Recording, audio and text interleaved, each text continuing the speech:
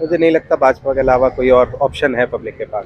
अचानक केजरीवाल जी का अरेस्ट हो जाना, मनीष सिसोदिया जी को 1 साल हो गया जेल में पड़े हुए, लद्दाख में जो सोनम वांगचुक हैं वो 20 दिन से भूख हड़ताल पे हैं। हर जगह मोदी जी चुनाव नहीं लड़ रहे हैं, पर पब्लिक को यही है कि मोदी जी और ऑलमोस्ट विपक्ष मेरे हिसाब से तो खत्म सही समझिए। जिस टाइम सीमा हैदर का मामला चल रहा था उसी टाइम पे मेघालय झुलस रहा था। जी बिल्कुल। मेघालय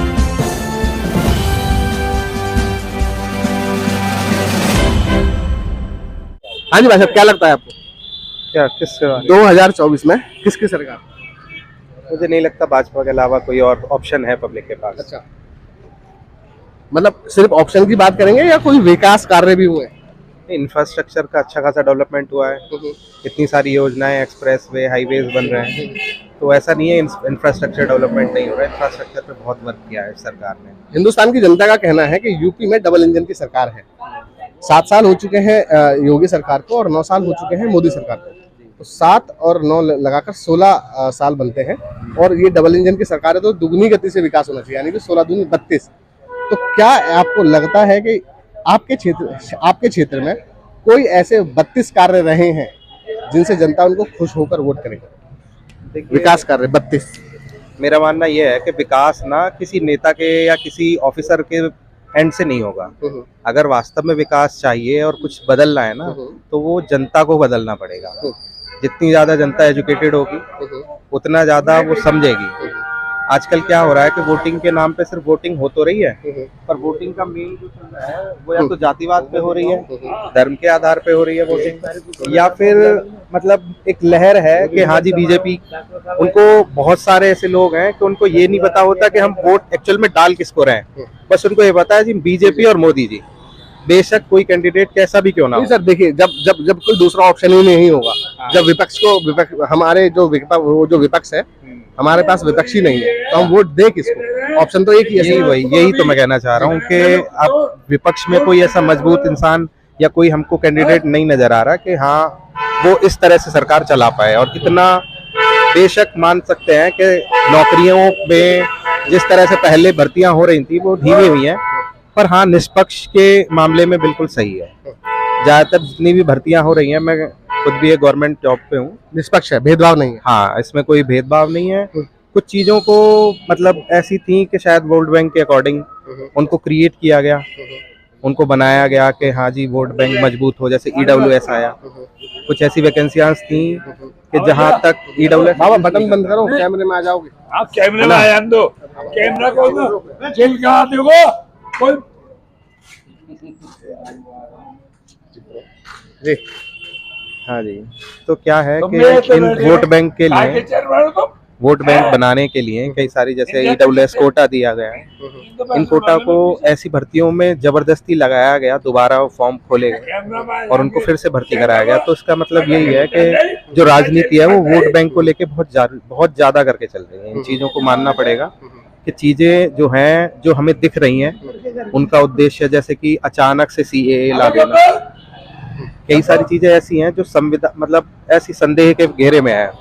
अचानक केजरीवाल जी का अरेस्ट हो जाना, मनीष सिसोदिया जी को 1 साल हो गया जेल में पड़े हुए, उन पर कोई कार्रवाई हो रही है नहीं हो रही है, या बस इनका एक ही उद्देश्य है कि इनको राजनीति से दूर रखा जाए जिससे अपना पॉलिटिकल बेनिफिट कर सके। नहीं सर, अगर केजरीवाल जी की जो पार्टी है, अगर वो जेल में है, तो वो कहीं ना कहीं भ्रष्टाचारी तो रहे होंगे, ताकि उनको जमानत नहीं मिल पा रही है। इस बारे में कोई जानकारी? इस मामले में कोई उनके पास सबूत तो है नहीं। अगर पुख्ता बिना सबूतों के हिसाब से वो इतना लंबे समय से जेल में थोड़ा रह सकते हैं। नहीं तो रह सकते हैं ना, वो वही है, चीजों को ना अपने तरीके से बनाया जा रहा है। बहुत सारे फैसले आप देखिए हाई कोर्ट, सुप्रीम कोर्ट के, ऐसा लगता है जैसे कि ये पहले से निर्धारित हो, इनमें पता था कि सबको यही डिसीजन होना है।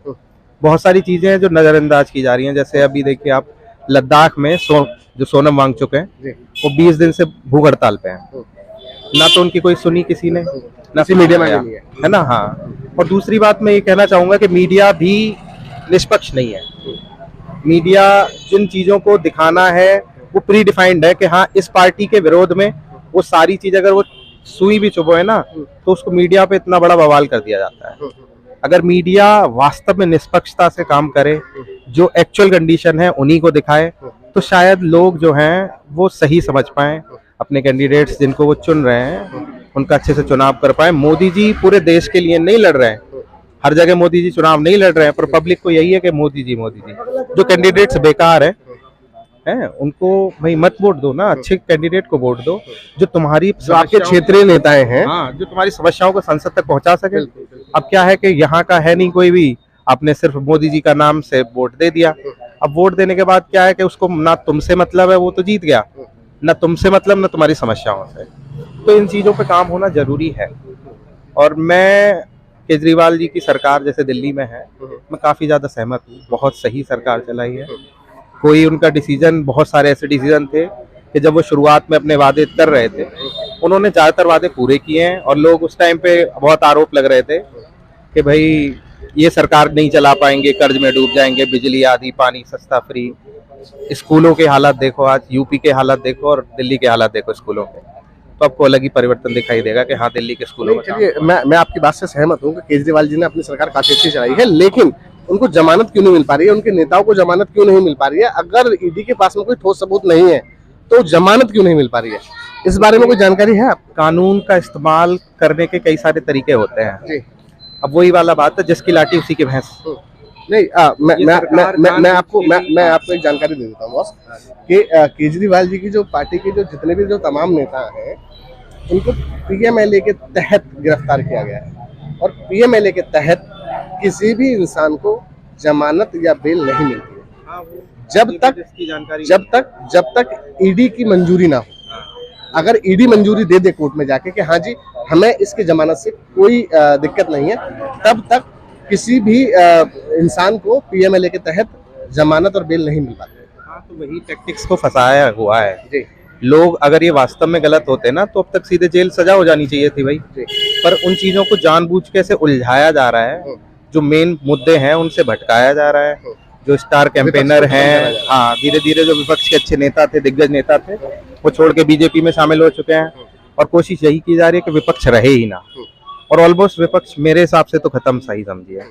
एक दो अच्छी पार्टियां हैं तो उनको ऐसे लेग पुलिंग की जा रही है ना उनका, कि वो शायद ही टिक पाए हैं। अगर मैं सोनम वांगचुक की अगर बात करूं तो उनकी क्या मांगे हैं जिनसे वो अनशन पे बैठे हुए हैं? सोनम वांगचुक जी की मांगे ये थी कि मोदी जी ने वादा किया था कि भाई तुम्हें जो अलग राज्य का दर्जा दिया जाएगा, जैसे जब 370 और 35 से हटी तो कश्मीर को अलग राज्य जो था पहले, वो जो विशेष राज्य का दर्जा था वो हटा दिया गया, इनको केंद्र शासित प्रदेश बना दिया गया। पर उस टाइम पे मोदी जी ने कहा था कि इनके जो विशेष राज्य के जो दर्जे हैं उनको दिए जाएंगे, इनके यहाँ पर जो लोकसभा इलेक्शन वगैरह हैं ये भी होंगे, पर ये कुछ भी नहीं कराया गया। वो चाह रहे हैं, वो कोई गलत आदमी थोड़ी हैं, उन्होंने सरकार को, सैनिकों के लिए इतने सारे काम किए हैं, पर फिर भी मेन चीज ये है कि सरकार का ऐसी चीजों पे ध्यान नहीं है। वो बेसिकली सर वो 6 शेड्यूल के लिए लड़ रहे हैं।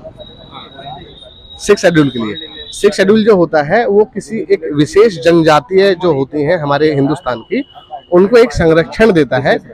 हाँ, विशेष जनजातियों को एक संरक्षण देता है कि आप उनके इलाके में नहीं जा सकते हो, आप उनके कल्चर के साथ छेड़छाड़ नहीं कर सकते हो, आप उनके जंगलों को नहीं काट सकते हो, आप उनके पहाड़ को नहीं खोद सकते।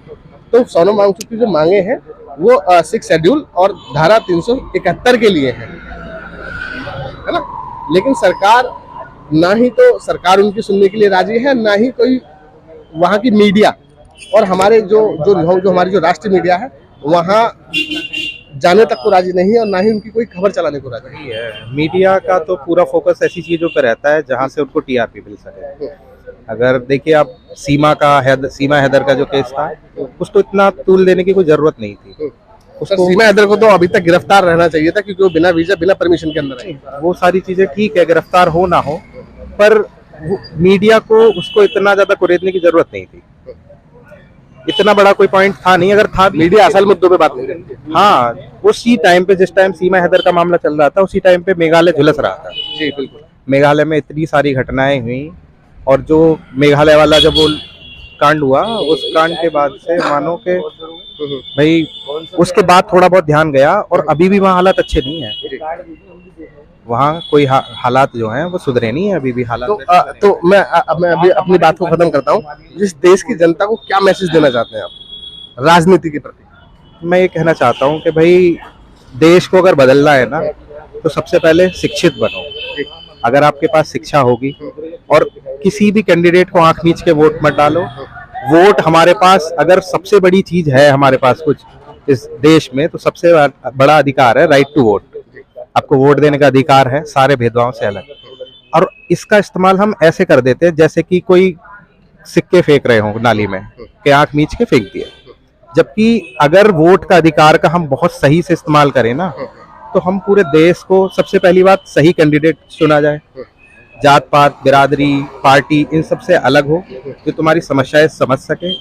दूसरा क्या है कि अगर आपके, और जो लोग हैं ना, उनको अभी एक नया ऐप भी आया था कि जो भी कैंडिडेट है आपके क्षेत्र के, उनके बारे में जो भी क्रिमिनल रिकॉर्ड्स हैं वो सारे लोगों को पता कर सकते हैं, पर उसको बैन कर दिया गया अभी।